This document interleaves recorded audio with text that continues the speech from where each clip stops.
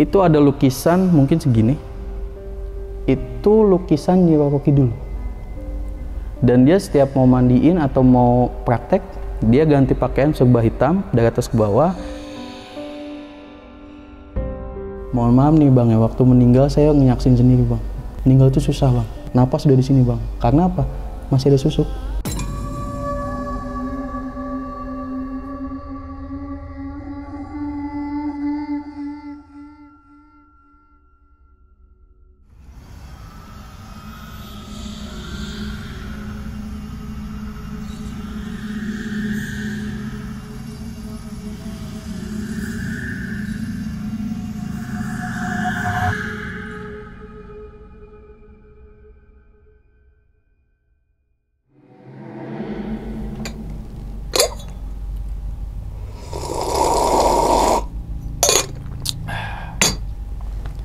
Assalamualaikum warahmatullahi wabarakatuh. Kembali lagi bersama gue Sumar Adi Wijaya atau biasa dipanggil Umang dalam segmen Ngopi Horor. Ya teman-teman semua, pada video kali ini nih atau pada kesempatan kali ini lagi dan lagi gue tidak akan membawakan sebuah cerita dan namun menghadirkan narasumber yang tentunya mempunyai pengalaman mistis ataupun pengalaman horor.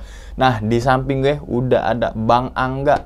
Waduh abang, gimana bang kabarnya bang? Alhamdulillah baik. Sehat bang ya? Alhamdulillah. Salam untuk teman-teman dan juga keluarga di rumah nih bang. Nah sebelum masuk cerita nih bang, saya ngucapin terima kasih banyak nih bang udah jauh-jauh datang ke sini untuk membagikan pengalamannya bang ya. Yang insya Allah teman-teman semua pengalaman dari Bang Angga bisa diambil pelajarannya dan juga bisa diambil hikmahnya. Kan seperti itu bang ya. Kita belajar pengalaman dari seorang kan gitu. Oke Bang Angga, pada video kali ini nih abang ingin menceritakan pengalamannya saat kejadian di mana nih? Sebenarnya ada beberapa tempat sih bang, cuman definisinya ya saya itu punya pendamping lah, warisan memang dari kakek dan dari saudara. Oh, berarti kayak ada pendamping atau khodam ya? Iya. Kita bilang khodam. Dan itu berapa tahun itu bang khodam itu di tubuh abang itu? Dari sekitar umur 20, lulus SMA lah, 20 mau udah masuk kerja gitu. Baru ngerasain itu? Baru ngerasain memang ada, ya eksis lah maksudnya mereka itu. Gitu. Oke, dan sebelum masuk cerita lagi bang, ada ritual khusus juga bang? Dikit aja. Nggak ada sih bang, nggak ada. Oke, los aja gitu, karena tadi kayak keturunan ya bang ya? Iya, karena saya gitu juga ya? nggak minta dan nggak merasa, waktu itu nggak tahu dikasih apa segala macam, nggak tahu. Oh, gitu. Jadi ini penuh dengan misteri bang. Misteri itu teka-teki yang nggak bisa dipecahin dengan logika kan gitu ya. Betul. Oke, mungkin Bang Angga tahan dulu kali bang ya. Teman-teman ngopi horor udah pada nyiapin kopinya masing-masing nih. Oke, tanpa berlama-lama lagi kita langsung masuk aja ke dalam ceritanya. Ngopi horor segera dimulai.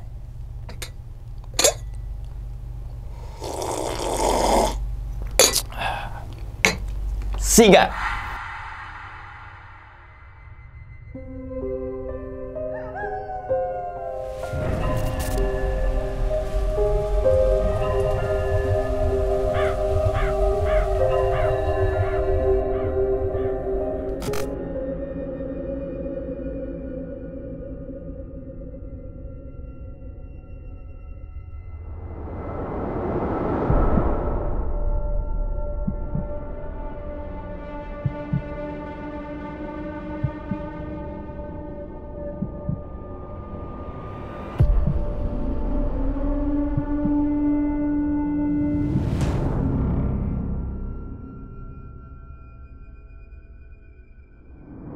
Jadi begini bang, saya itu waktu lulus SMA memang belum ngerasain apapun. Cuma memang ketika SMP pernah adalah satu kejadian yang memang menurut saya nggak ngerti juga gitu ya. Jadi waktu outing lah, study tour lah, anak-anak SMP itu study tour, ada salah satu temen nih memang dari salah satu wilayah di Bandung, daerah Bandung.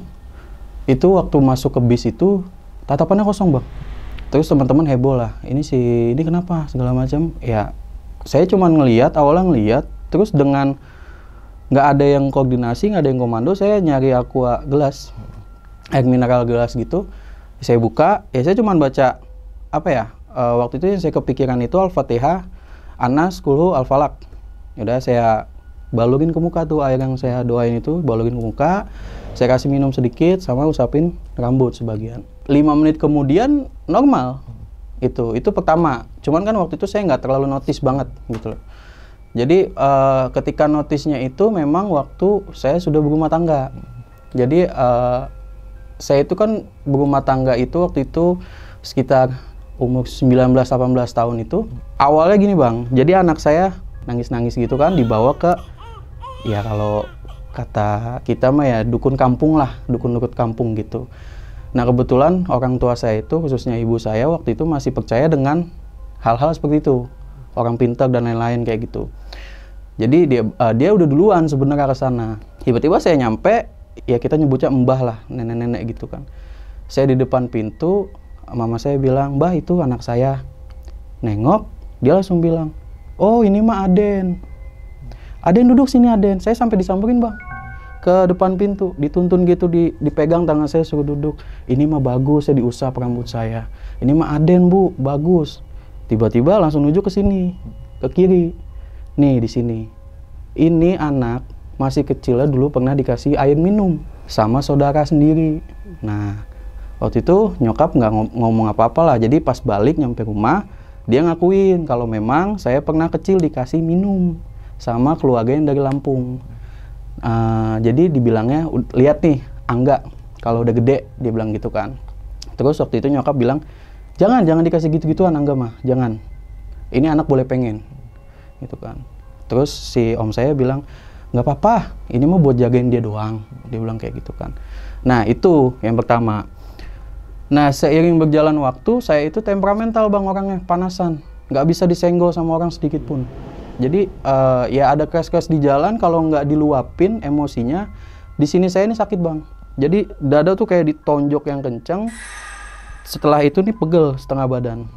Jadi kayak habis lari maraton atau apa, intinya pegel semua badan sebelah kiri doang tapi. Nah habis itu ketika berumah tangga pun ada satu kejadian yang memang istri pada saat itu tahu dan orang tua tahu. Waktu itu ada ribut lah nyokap sama adenya.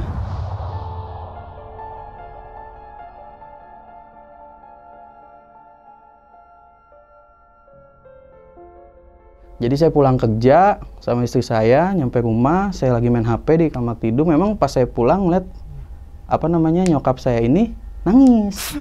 Lagi sholat asar nangis gitu kan. Terus bapak saya bilang, "Tuh lihat," ngomong ke istri waktu itu. "Itu lihat Mama, kenapa?" Tanya. Terus istri bilang ke saya, "Ya kenapa Mama?" "Ya udah coba tanya." Habis ditanya, masuk ke kamar, jelasin lah ada ribut. Cuman nih posisinya ibu saya ditampak sama adiknya atau om saya. Itu refleks Bang.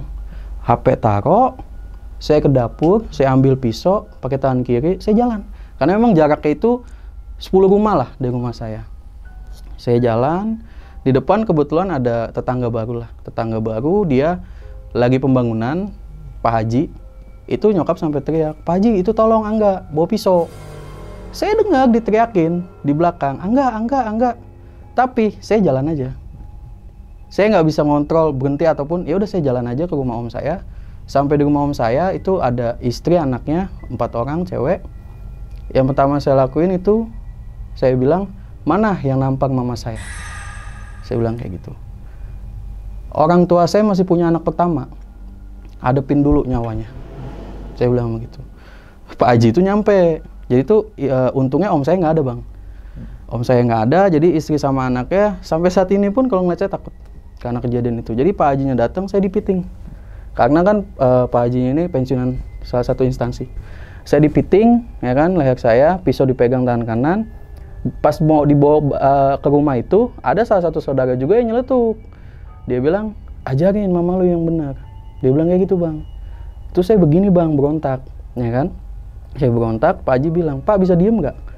Kalau nggak saya lepas." Saya lepas, saya nggak tanggung jawab, Angga mau ngapain aja. Dia bilang kayak gitu. "Kalau Bapak diem, udah saya bawa pulang ya." Akhirnya saya dibawa pulang Bang.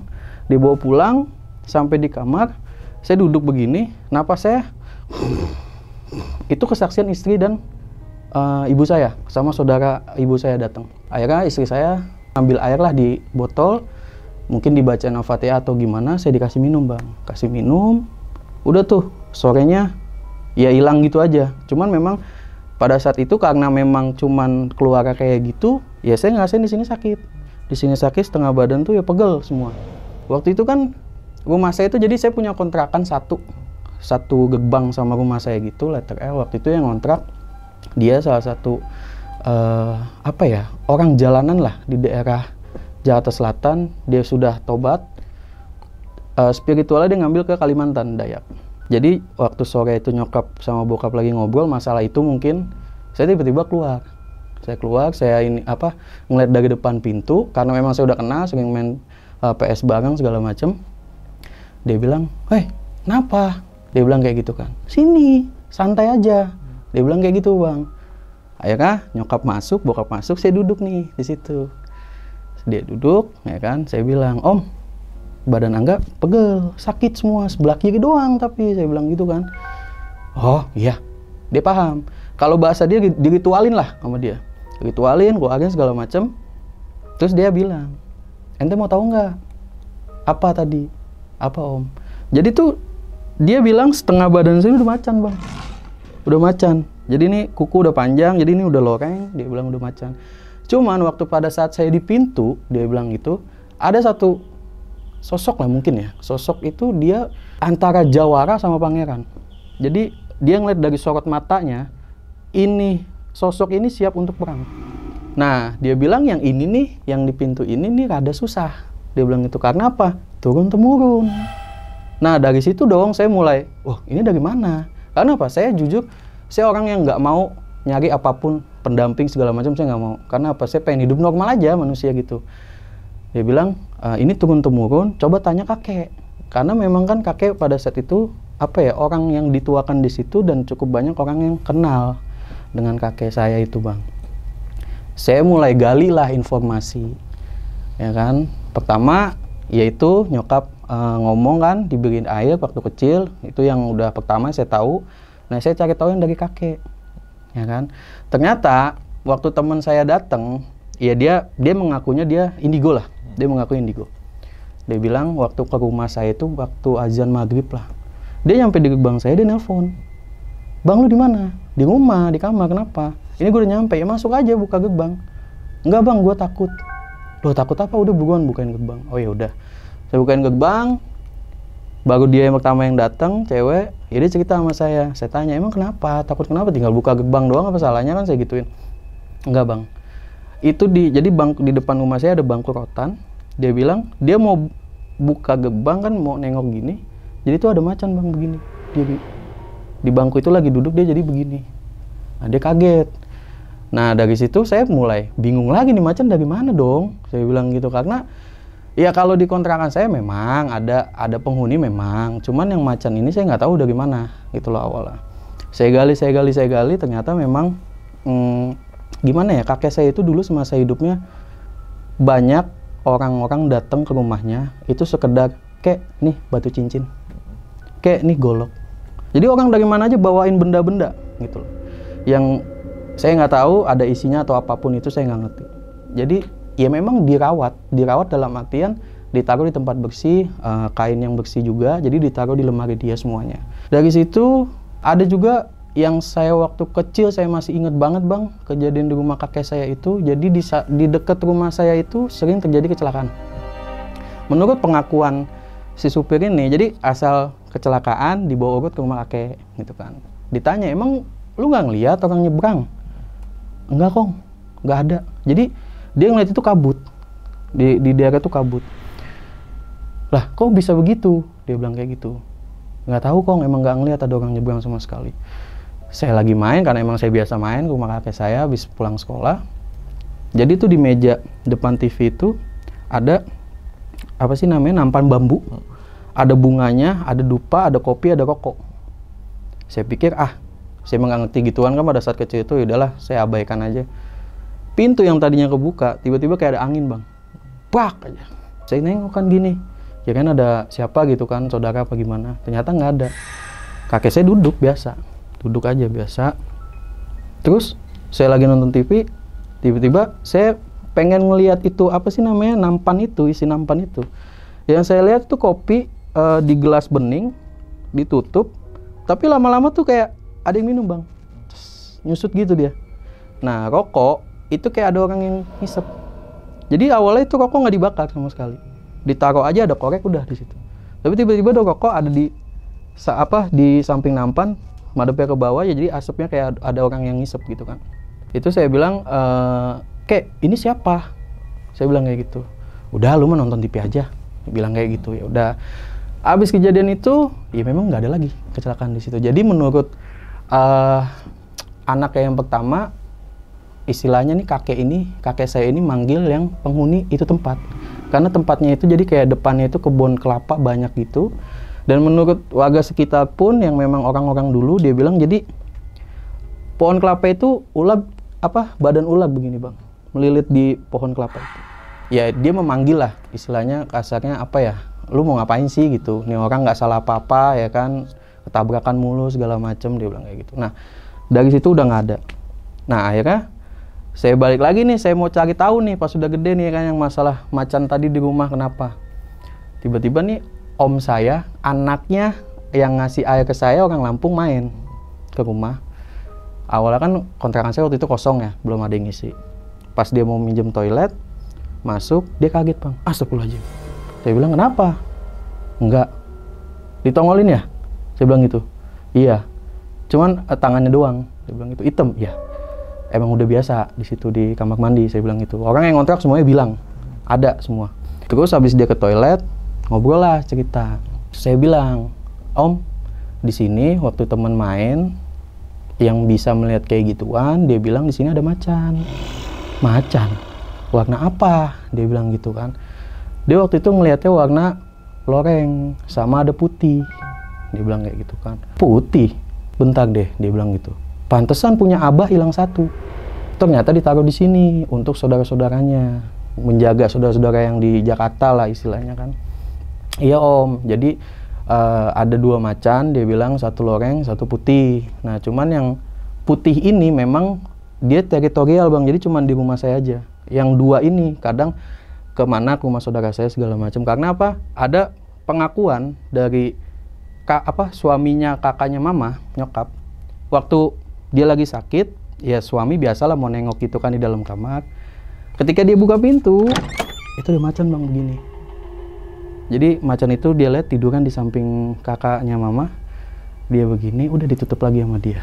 Dari situlah saya bilang, ini nih ada apa di rumah saya gitu loh. Setiap orang main bilang, "Bang ada ini, ada itu, ada ini." Cuma saya maksudnya nggak nangkepnya kayak sesuatu yang serius. Cuman balik lagi nih, saya takut impact buat saya sama keluarga apa gitu kan.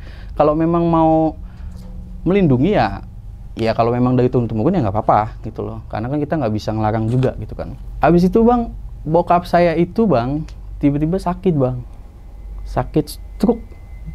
Jadi awalnya mah ya kalau stroke ini udah saya waktu itu bilang udah lama lah. Jadi kayak jatuhnya udah stroke gitu kan. Tiba-tiba tuh kayak bukan lumpuh sih, lemes lah, bagian bawah tuh lemes, dia nggak bisa jalan, nggak bisa apa-apa. Tapi setiap malam halusinasi. Itu kita bawa ke RSUD, disuruh anjurkan ke saraf. Pas di CT scan, dia ngamuk. Jadi akhirnya nggak bisa lah untuk CT scan. Akhirnya udahlah, diputuskan untuk berobat ke alternatif. Kebetulan di rumah adalah Ustadz buka praktek gitu kan. Lagi di situ. Pertama Ustadz itu datang bang ke rumah. Ustadz datang ke rumah, dia ngeliat lah kondisi bokap kayak gimana kan. Oh ya, dia bilang ngerti. Habis itu dia duduk di tempat biasa bokap sholat. Saya nggak ngerti lah bahasa dia tuh dia lagi ngapain gitu loh. Intinya dia duduk kayak lagi jikir gitu, matanya merem gitu bang. Ada mungkin sekitar 15 menitan. Dia bilang gitu. Terus dia bilang, "Saya kalau kesini terus nggak bisa. Kalau mau bawa ke tempat saya." Saya bawa dong ke tempat saya dong. Ke tempatnya Pak Ustadz ini saya bawa. Begitu di sana bang, yang saya bener-bener kaget, ya kan di rumah itu nih dibawa lemes bang, kaki lemes, nggak bisa ngapa-ngapain, nggak bisa jalan segala macam, lemes. Ketika lagi diobatin bang, diginin bang, itu pengen ditendang Pak Ustadz. Akhirnya Pak Ustadz tuh bilang ke saya gitu sambil bercanda, "Nih nggak lihat macan ompong nih," dia bilang gitu, "Nih macan ompong nih kayak gini, di rumah nggak bisa ngapa-ngapain, tapi digituin aja mau nendang." Karena saya dipraktekin juga nih, padahal cuman Pak Ustadz giniin doang, kata dia. Nah, habis itu mulailah bang untuk kayak setiap malam itu dimandiin lah. Pakai air garam kasar. Itu waktu dimandiin saya ngeliat, dan waktu jam berapa gitu lagi dimandiin, bokap saya ini nggak kenal sama saya. Jadi lagi duduk gitu habis dimandiin, lu siapa? Lah, enggak, anak. Enggak, lu bukan. Lu masih muda ngeloncong lu. Loh, ya Pak Ustadz ini mah ketawa aja. Terus ditanya, lu emang dari mana? Dari sana, dia bilang gitu. Ada, bokap kan kebetulan dia ojek pangkalan pada saat itu. Jadi, menurut pengakuan Ustadz ini, bokap ini naruh sesuatu di pangkalannya. Nah, setelah habis itu saya diajaklah ke pendoponya dia. Enggak, ini kondisi bapak ini begini. Yang udah-udah, ini mah bukannya sombong, dia bilang gitu. Bukannya saya mendahuluin yang kuasa. Udah-udah yang ayah obatin gini, nggak ada umur. Dia bilang gitu, mau gimana? Ya menurut yang terbaik aja lah, saya bilang kayak gitu kan. Nggak tahu kenapa tiba-tiba nih Pak Ustadz ngorek saya bang. Karena kan pada saat bokap sakit itu posisi saya pisah sama istri saya. Pisah sama istri saya. Jadi tuh saya bilang, saya pernah dimandiin sama dukun lah. Karena nyokap saya waktu itu masih percaya dengan kayak gitu-gituan, orang dukun dan lain-lain. Saya dimandiin, ya saya dari awal juga udah nggak tertarik sebenarnya kalau bukan karena orang tua yang nyuruh ya bang. Masuk aja nih, masuk ke rumahnya bang, itu ada lukisan mungkin segini. Itu lukisan Nyi Roro Kidul. Dan dia setiap mau mandiin atau mau praktek, dia ganti pakaian serba hitam dari atas ke bawah. Di rumahnya itu depan pintunya ada buat nempelin dupa. Jadi dia kalau pas waktu itu pas mau mandiin saya, dia bakal dupa, injak bumi 3 kali, taruh situ. Saya dimandiin.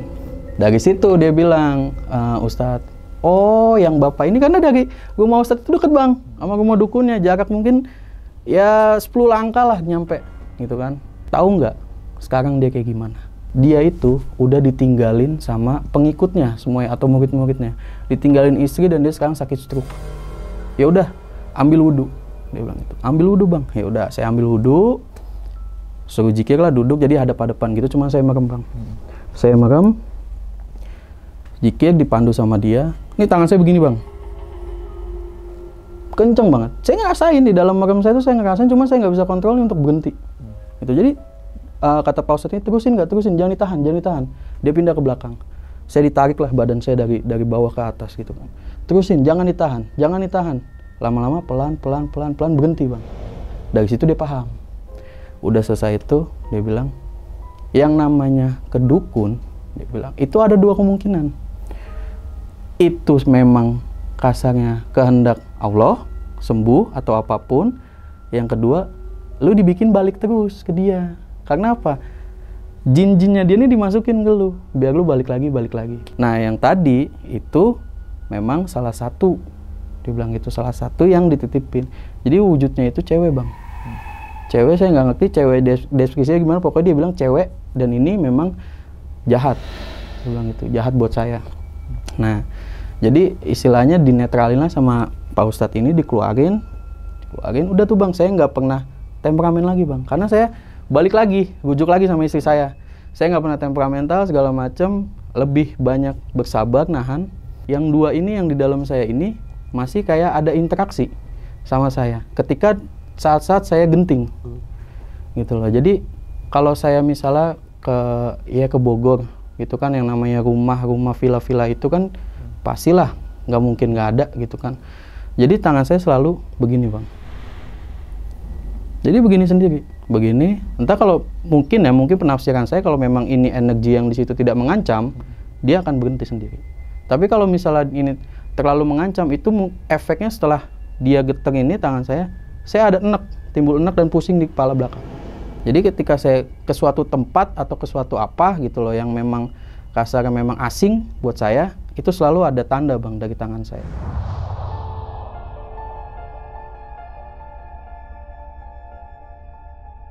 Singkat cerita bang, pada saat itu saya lagi nongkrong nih bang, diajak temen nongkrong ke Bekasi. Lagi nongkrong biasa di depan ya warung makan gitu, warung nasi. Tangan saya getar bang. Loh ini ada apa? Saya bilang gitu kan. Apa iya sih nongkrong gini ada yang bawa? Saya bilang gitu kan. Cuman ini getarnya kenceng bang, kenceng. Akhirnya saya ngomong lah sama teman saya, cabut tuh. Kenapa emang? Udah nanti gue jelasin nanti. Oh ya udah. Balik, ya saya jelasin, kok jelek banget nongkrong bawa-bawa wapak lah ya kalau kata anak-anak sekarang, wapak. Saya bilang emang saya ngapain, saya nggak bawa apa-apa, saya mau nongkrong silaturahmi udah, saya gituin ya kan. Udah gitu ya udahlah kata temen, udahlah kita nggak usah kesana-sana lagi, dia bilang gitu. Oh ya udah, akhirnya bang ya apa ya bang, kalau saya ngerasainnya gimana ya, jadi bingung juga sih sebenarnya saya ini apa, di badan saya ini apa gitu loh, karena memang kalau dibilang 1-2 orang, mungkin tadi saya cerita 1-2 orang doang ya bang, aslinya itu udah 10 orang lebih bang yang bilang saya ada pendamping dan semua nunjuk sebelah kiri semua. Jadi nggak ada yang kanan atau mana, jadi semua sebelah kiri. Tapi yang saya rasakan memang sampai saat ini ya bang, sampai saat ini mungkin temperamental ada, emosional itu ada, tapi memang saya berusaha untuk ngontrol aja sebenarnya. Biar gimana pun, waktu itu sih saya bertanya sama Pak Ustadz itu masalah yang dari kakek saya turun-temurun. Dia bilang memang siapa sih nggak kenal engkong kamu? Dia bilang kayak gitu. Engkong kamu orang mana-mana kenal. Banyak orang-orang yang datang. Padahal saya nggak cerita bang sama dia kakek saya siapa. Banyak orang-orang yang datang sekedar naruh nih kayak batu cincin, nih kayak golok. Orang itu meninggal itu jasad, gitu loh. Tapi kan nih kayak pendamping apa segala macem itu selalu ada. Dia bilang kayak gitu untuk jaga keluarganya. Kalau ini memang udah digariskan. Dia bilang kayak gitu. Digariskan dalam arti nih setelah kakek saya ya saya yang nurun. Saya timbulnya malah jadi takut nurun ke anak saya lagi gitu loh. Maksud saya udah cukup di saya aja gitu kan. Tapi kata Pak Ustadz ini enggak, udah insyaallah yang penting ibadah. Dia bilang gitu. Ibadah dikuatin, pikiran dijernihin. Kalau memang emosi, saya disuruh baca salah satu Asmaul Husna ya Latif. Jadi itu ketika saya emosi saya langsung ya Latif, ya Latif, ya Latif. Saya bilang kayak gitu kan. Nah dia bilang udah ini mah nggak usah, tinggal keluarin yang dari mandiin ini. Udah dikeluarin bang, dikeluarin ya kan. Memang udah nggak ada temperamental, emosional, mungkin kita masih bisa mikir jernih ya bang, masih bisa ngontrol gitu. Tapi kalau saya itu udah lebih nggak bisa dikontrol. Ketika saya ngedengar atau yang merasa saya sakit hati, secara spontan, secara dadakan saya akan kejar itu orang mau sampai mana. Kasarnya saya mikir itu kalau belum ngeliat darah saya belum puas. Tapi ngeliat darah udah selesai. Begitu bang. Kadang-kadang juga merasanya dilema sih bang. Kadang saya mikirnya gini, apa iya sih gitu loh. Kalau ditanya nih, abang tanya sama saya, abang percaya nggak abang punya pendamping? Saya bilang, saya nggak tahu. Kalau ditanya, abang bisa nggak ngobatin orang? Saya nggak tahu.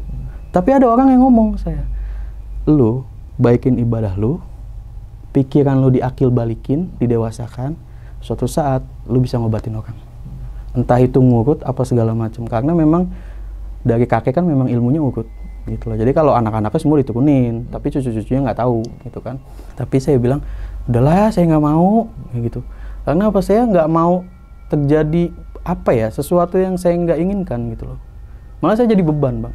Kalau anak-anak sekarang mah kan, yang sekolah-sekolah tahu kan dia yang nyari, bukannya kita yang apa namanya, bukannya memang dikasih segala macam, memang sengaja untuk ya apa sih namanya, nyombongin diri. Kalau saya malah nggak ada sombong-sombongnya bang. Malah saya mah takut sama orang gitu. Cuman memang ada satu posisi yang memang kalau ibu saya dia apa-apain, ya itu udah di luar kuasa saya. Karena kemarin baru kejadian bang, baru banget kejadian. Jadi tetangga saya ngusik.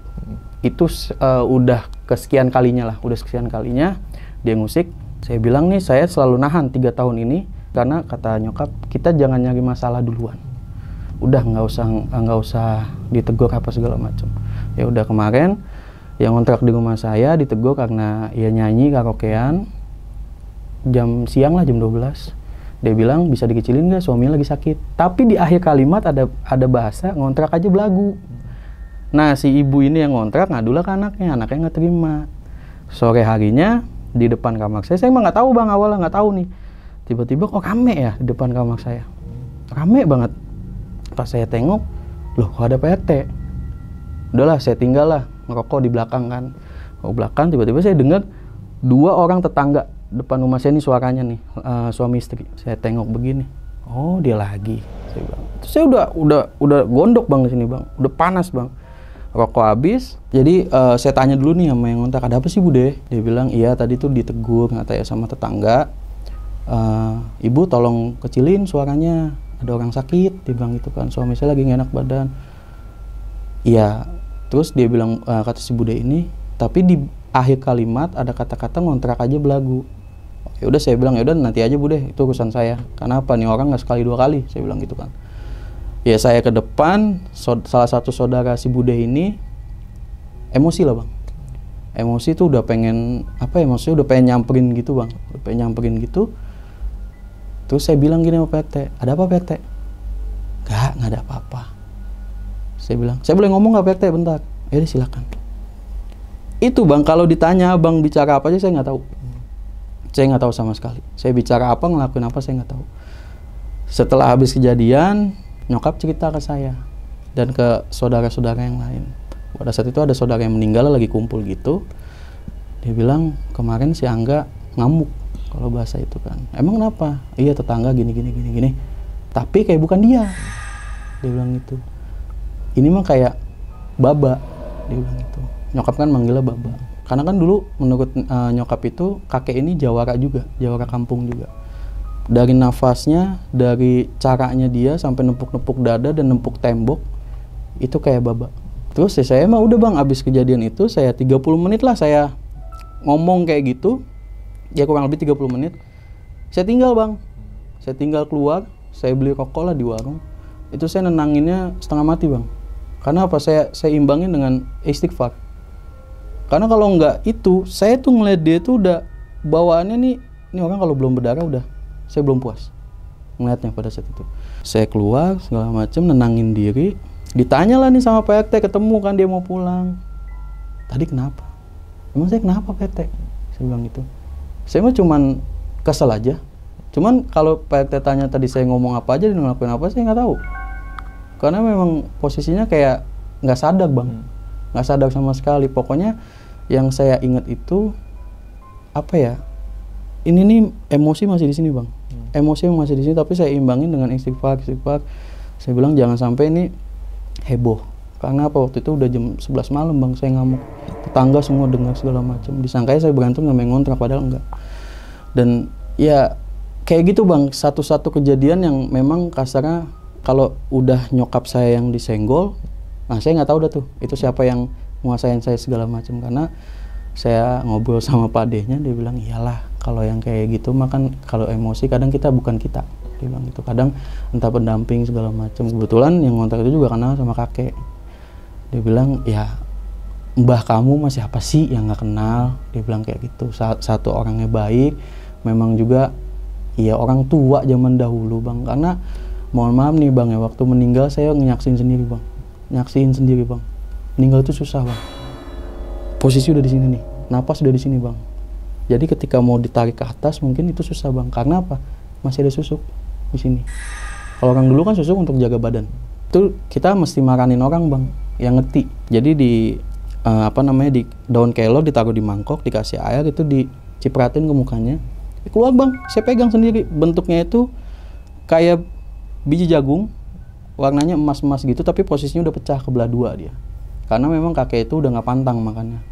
Pisang segala macem, terus sate kambing udah dimakan semua. Nenek pun sama, meninggal lah. Susah juga. Cuman kalau nenek, dia udah mesen sama nyokap. Kalau gue nggak ada umur, tolong bacain ayat kursi. Itu dia keluar sendiri. Memang keluar sendiri Bang, tapi keluarnya nggak bentuk benda ya. Lebih ke muntah. Muntahnya itu hitam, airnya hitam. Pokoknya dari muntah itu warnanya hitam. 2 kali setelah azan asar, udah.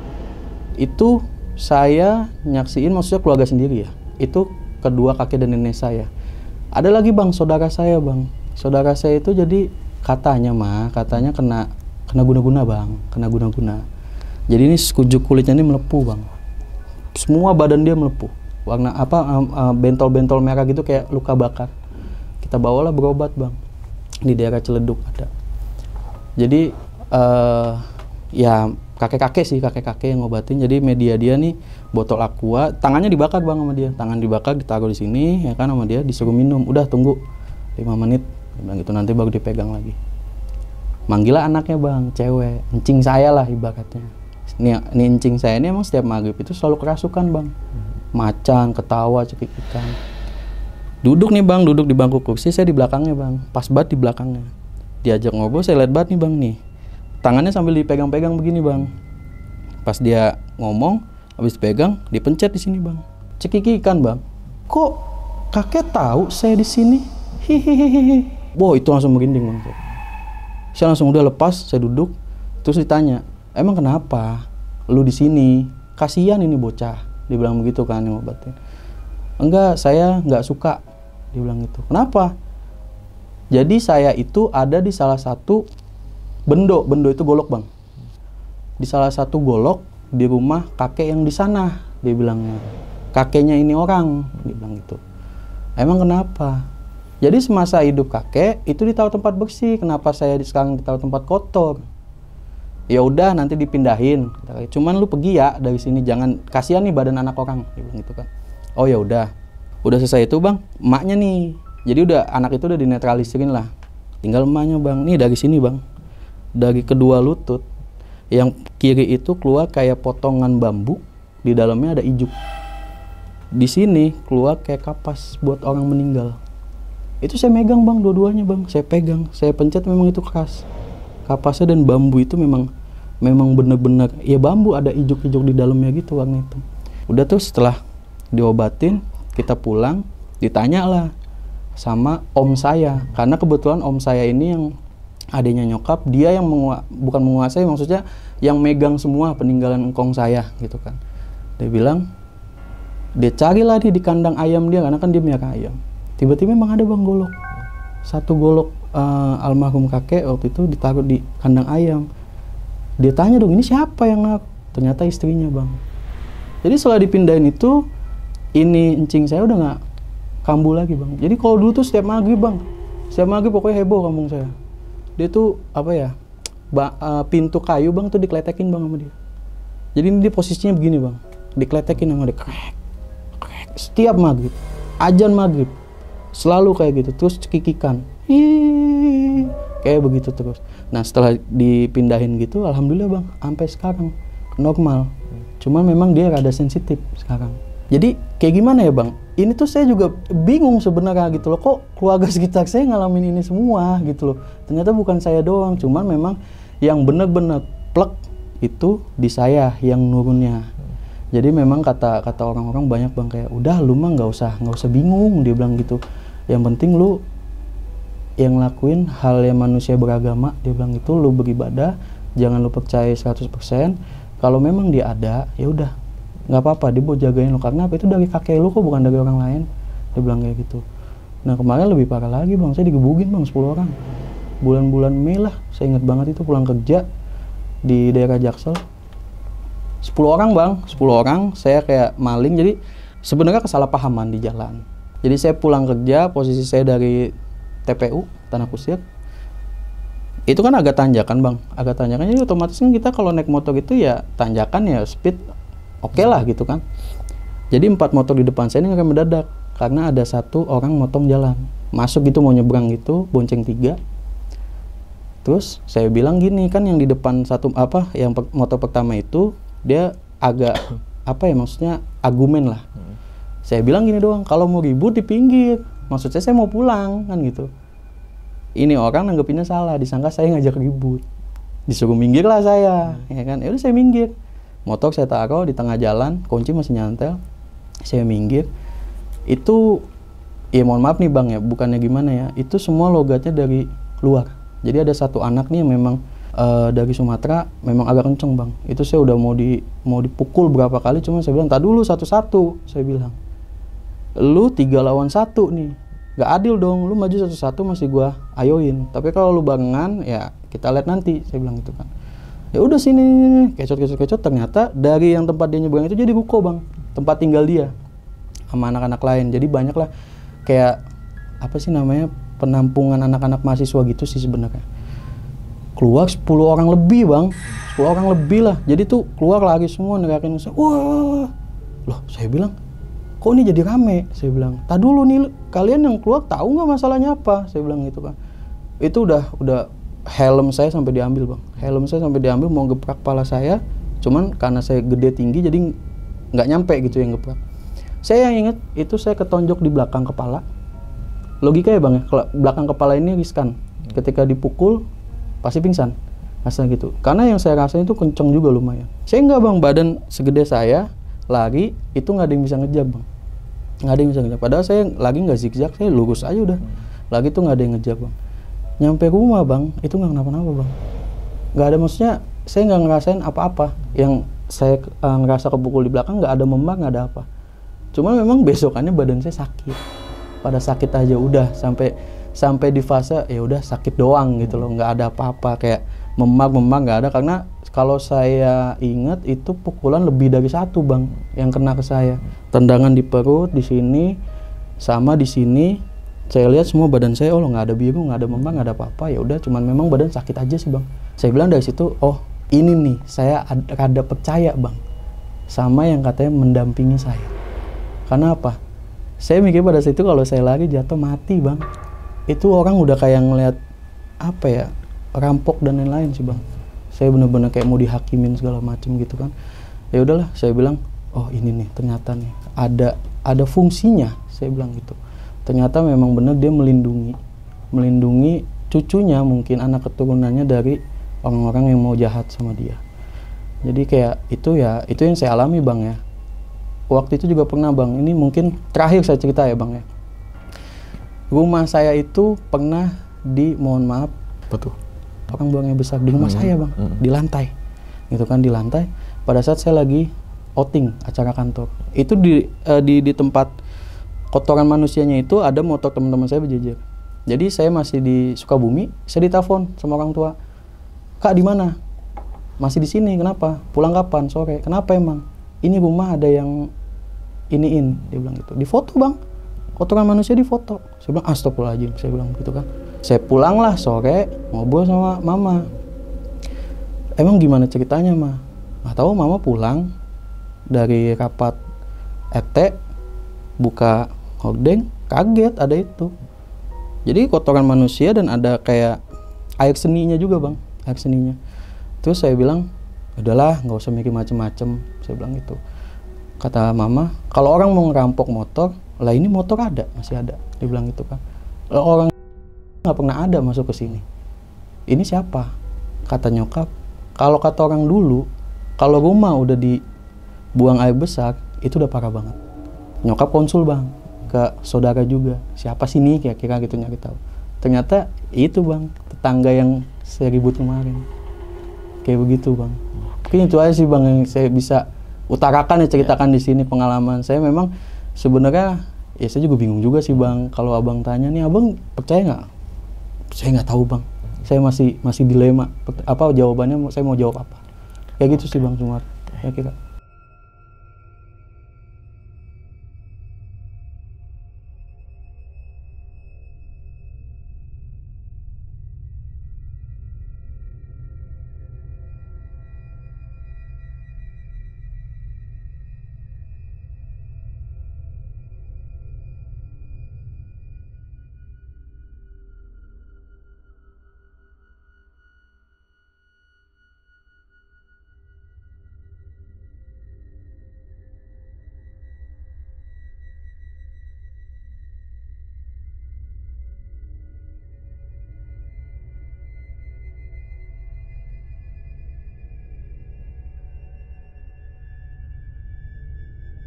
Berarti si sosok ini ngekontrol diri abang atau memang abang yang ngontrol si kodam itu gitu? Waktu masih muda ya bang ya, darah masih muda gitu kan, saya yang kekontrol bang.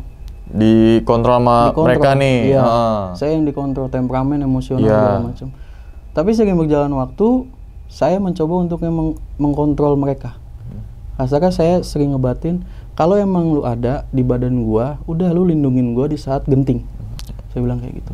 Oke, berarti dulunya diri abang tuh dikontrol sama mereka ya gitu ya, nggak bisa dikenaliin lah gitu ya. Bisa, berarti sekarang ini abang udah bisa ngendaliin si dua ini ya. Oke. Nah bang, berarti kalau sekarang masih ada nih bang, berarti kan udah puluhan tahun mungkin ya, puluhan tahun. Ada gak bang niatan abang nih untuk ngebersihin dari kodam 2 itu? Dari hati kecil abang gitu? Udah sering bang. Udah sering. Apa respon dari ketika habis diobatin itu gitu ke diri abang ya? Jadi saya pernah dimandiin sama minyak wangi Hajar Aswad murni. Saya dimandiin, ya Dia bilang udah mandi terus sholat tobat. Dia bilang itu sholat tobat, udah zikir, astagfirullah 33, subhanallah 33, Allahu akbar 33. Ya udah saya lakuin. Terus yang waktu yang saya tadi ceritakan, yang ngontrak di rumah saya itu spiritual ke Kalimantan. Kalau yang Jawara, yang pendekar, ini harus ke salah satu air terjun. Cluenya tuh. Cluenya. Tapi nggak tahu daerah mananya. Nggak tahu. Karena dia udah pindah sekarang dari rumah saya. Dia cuma bilang kalau ini mau keluar mandi di air terjun. Teka-teki juga ya. Itu, air terjun mana ya? Itu bang, nggak dikasih tahu di mana. Pokoknya air terjun. Oke, yang pertama yang Jawara tuh. Iya. Kalau yang keduanya bang, yang harimau macan ya? Harimau lah ya? Iya, harimau macan lah bang. Kalau yang kedua itu memang kasarnya ya udah karena ini memang saya dikasih minum, di kecil kasih minum, jadi kayak memang udah nyatu bang. Mendarah daging gitu ya? Iya, jadi selain yang dari kakek, yang ini juga kasarnya udah jadi darah daging. Apa maksudnya nyatu sama badan saya gitu bang. Karena memang pure saudara saya ini untuk menjaga. Yang si macan itu ya? Untuk menjaga saudara-saudaranya yang di Jakarta, kayak gitu bang. Oke, nah berarti emang bener-bener ada niatan untuk ngebersihin ya bang ya? Pengen tapi banget, belum nemu orang yang cocok. Belum nemu yang cocok gitu ya, dan belum berhasil lah. Karena berhasil. kan tadi cuma dikasih cluenya air terjun ya? Air terjun. Gitu. Oke, mungkin misalkan teman-teman semua yang punya teman yang bisa nyembuhin, bisa lah gitu kan. Oke, menurut Bang Angga nih bang, sebenarnya jawab nggak jawab tetap harus jawab sih. Iya. Menurut Bang Angga, keuntungan dari Kodam 2 ini apa bang? Kalau dulu, menurut pribadi nih? Iya, kalau dulu saya mikirnya nggak ada bang. Nggak ada? Karena saya beban. Saya pengen hidup normal, manusia biasa, nggak mau ada ini itulah, nggak mau. Nggak mau campur tangan sama gaib ya? Nggak mau berurusan lah. Cuman kalau sekarang saya, udahlah, saya nggak mau ambil pusing. Kayak gitu bang. Oke, dan satu lagi bang, kira-kira termasuk kelebihan atau kekurangan bang ketika ada dikasih kodam kayak gitu tuh? Atau kita bilang bukan kodam, pendamping aja ya? Pendamping itu menurut Bang Angga. Misalkan kekurangannya bagian apa dan kelebihannya menurut Bang Angga apa tuh? Ya kekurangannya itu sih bang, masalah emosional itu bang. Emosional ya, meledak-meledak ya? Meledak-meledak bang, bener-bener meledak-meledak. Itu kekurangan saya, salah satunya itu. Itu nggak bisa dikontrol nih, rasa amarah ya? Iya, amarah. Kadang kalau memang nggak memuncak banget saya masih bisa kontrol. Tapi kalau memang udah muncak banget, iya lepas gitu aja. Dan itu nggak tahu siapa? Nggak tahu siapa. Bukan yang Bang Angga tadi juga sempat kayak ada kisruh sama tetangga gitu ya? Iya. Dan Bang Angga nggak tahu apa yang saya lakuin. Apa itu juga berdasarkan dari orang tua kan itu ya. Tadi kamu gini. Oke. Taruh kalau kelebihannya menurut Bang Angga? Kelebihannya kalau saya mikirnya kakek saya sayang sama saya. Karena dulu emang termasuk salah satu cucu kesayangan. Jadi saya minta apa selalu dibeliin. Ketika saya main, memang dijatah dulu 2.000. Kalau saya nggak main-main itu 2.000-nya numpuk di meja. Kalau nggak main-main tuh? Kalau nggak ke rumah dia. Gitu bang. Oke bang. Jadi misalkan pilihan, ini kan pasti milih kan harus ada pilihan bang, hidup ada pilihan. Misalkan nih bang, ketika abang terlahir, maksudnya bukan dalam artian yang sekarang nih, abang lebih memilih untuk menjadi manusia normal tanpa pendamping atau manusia yang ada pendampingnya? Hati kecil saya bang ya, saya pengen normal, nggak mau ada apapun. Itu dia. Oke, dan itu udah jelas banget. Normal. Normal dalam artian ya ada 2 tangan, ada ini, tapi dalam artian nggak ada hal-hal sangkut pautan dengan gaib mistis ataupun apa namanya klinik dan sebagainya. Bener, bang. Oke bang, satu lagi nih bang, efek apa nih bang ke badan abang ketika si kodam ini ngendalin diri abang gitu? Kayaknya gue sakit banget nih ketika dia ngendalin diri abang gitu. Lebih ke capek atau lebih ke apa? Lebih ngerasanya ke fisiknya. Fisiknya itu yang saya rasain ini dada kayak ditonjok bang, kayak ditusuk atau ditonjok jadi nyesek, sakit di bagian kiri aja. Lah kanannya enggak? Kanannya enggak, karena orang semua bilang di kiri semua. Oke. Jadi kalau saya amarah nggak tersalurkan, ini kayak ditonjok dan setengah badan saya pegel gitu aja bang, pegel sebelah. Iya, pegel sebelah. Kayak gimana ya saya jelasinnya, pokoknya pegel, sakit gitu. Ke arah situ fisik ya? Fisik gitu. Kalau misalkan ditampak-tampakin atau misalkan abang ketika tidur mimpin 2 pendamping itu apa? Kalau itu sampai saat ini belum pernah bang. Belum pernah. Tapi kadang apa ya, di mimpi itu ya saya nggak tahu ya ini benar apa enggak. Mimpi kan bunga tidur gitu kan. Kadang memang ada ketemu kakek saya memang. Ke kakek ya? Lebih ke kakek ya? Lebih ke kakek saya. Kayak cuma senyum doang udah. Berarti kangen. Mungkin. Ya. Iya. Kadang kita juga kangen dengan sosok almarhum kakek ataupun nenek kita ya. Iya, benar. Ya dari mimpi gitu Iya, Bang. dari mimpi. Mungkin kangennya ya kita kan cuma bisa baca ayat kursi dan Iya. sebagainya gitu Bang ya, Benar. bacain Yasin gitu kan untuk doain kayak nenek kakek kita lah. Betul. Oke, berarti kalau kita berpikir dengan logika nih Bang, nggak usah pakai gitu kan. Berarti maling kalau ketemu Bang Angga kelar lo. Iya Bang, iya ya kan, Iya, bisa. kelar lo gitu. Dia mau sama Bang Angga sendirian, makanya jangan sekali-kali maling masuk ke rumahnya Bang Angga. Wow, ya kan, Bang? Karena ya apa ya, kita lucunya nih Bang, Iya. lucu-lucunya aja. Kayak kepake juga Bang. Iya, Lucunya nih, kita nggak bermain logika, lucunya jadi kayak maling mau masuk tuh udah segen duluan tuh. Iya. Bang Angga lagi kan. Kayak gebukin lo sini kan. Tadi kan karena emosional, amarah itu muncak-muncak menggebu-gebu, nggak tahu ketika saat itu Bang Angga berbuat apa dan sebagainya gitu kan. Amit-amitnya maling-maling ketangkap basah sama Bang Angga, kelar di situ langsung. Iya. Dan itu kan maling juga kan tindakan melanggar hukum juga kan Bang, benar, gitu kan. Oke Bang, dari keseluruhan pengalaman Bang Angga nih, kira-kira pesan untuk teman-teman semua yang nonton nih, kira-kira apa tuh Bang? Ya, kalau kayak saya kan memang diamanahin ya Bang ya. Kalau untuk kalian yang di luar sana ya khususnya anak-anak sekarang nih yang masih doyan tawuran gitu kan, Oh, wapak ya? nggak usah nyari wapak nggak jelas kayak gitu. Karena apa? Impactnya di hari tua nanti akan kembali ke kita. Karena kalau kayak gituan dia yang ngontrol, kita yang habis Bang. Gitu. Jadi contohnya ya bapak saya sendiri gitu. Oke, jadi untuk teman-teman semua nih yang jiwa muda boleh, ya, tapi bukan untuk tawuran gitu kan.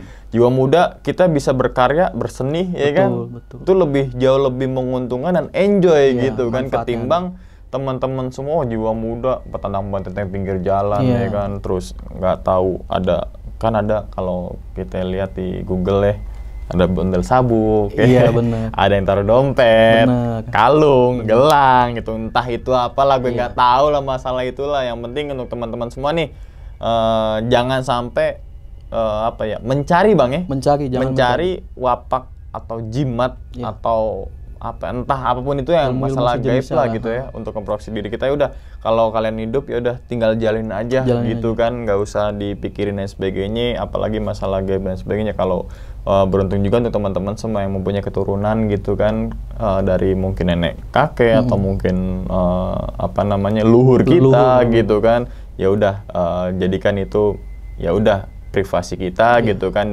Dan yang penting intinya adalah jangan berkecimpung dalam hal gaib dan untuk mencari tujuannya untuk berbuat yang melanggar nih. Kan ada juga Bang, misalkan maling ya kan, misalkan digebukin biar nggak kena bacok gitu kan, tuh jangan nih. Tadi saya sepakat juga di kemudian harinya. Kemudian hari contohnya adalah apa? Ketika kematian ente masuk ke sono. Betul. Ya kan, neraka. Kan gitu Bang ya. Benar. Jadi udah hidup ya lurus-lurus aja lah gitu, belok dikit boleh tapi jangan sampai putar balik, terusin aja sampai nemuin jalan gitu Bang.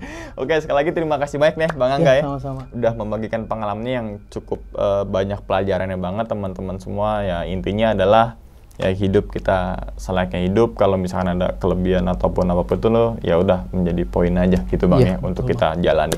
Oke, dan ingat teman-teman semua, cerita dari Bang Angga ini bukan untuk nakut-nakutin teman-teman semua ketika menjalani sebuah kehidupan ataupun yang lainnya. Tapi ambillah sisi positifnya dan buang sisi buruknya. Sekian dulu pada video kali ini dan nantikan video-video gaib berikutnya. Hal gaib itu muncul ketika sugesti kita buruk. Wassalamualaikum warahmatullahi wabarakatuh. Selamat beristirahat.